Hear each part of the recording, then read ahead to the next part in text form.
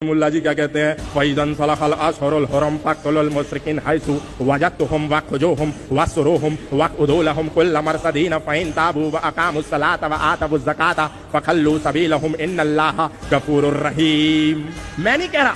उनकी कुरान की सूरह तौबा 9 आयत संख्या 5 कहती है कि फिर जब हराम के महीने बीत जाएं, उनकी घात में बैठो और इन मुशरिकों को, इन मूर्ति पूजकों को, इन अल्लाह को ना मानने वालों को, इस मोहम्मद पर ईमान ना लाने वालों को घात में बैठ करके जब मौका पाओ, इनके सरों को इनके धड़ों से अलग कर दो। हम नहीं कहते, उनकी कुरान कहती है, और हम फिर भी क्या कहते हैं, हिंदू मुस्लिम सिख ईसाई आपस में है भाई भाई, अब तुम्हें कौन बचाएगा।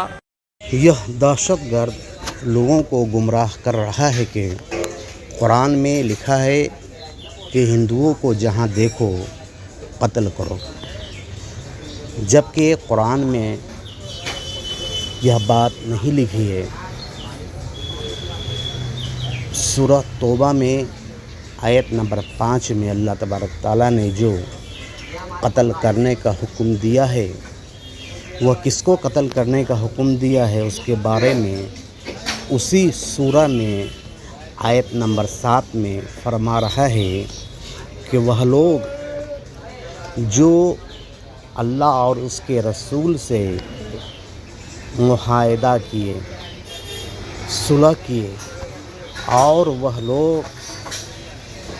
अपने मुआहदा पर कायम नहीं रहे, मुआहदा तोड़ दिए, वह लोगों को जहां देखो कत्ल कर दो, जब तक कि वह मुआहदा पर अमल नहीं करने लगे। जब वह लोग मुआहदे पर अमल करने लगे तो उसे छोड़ दो।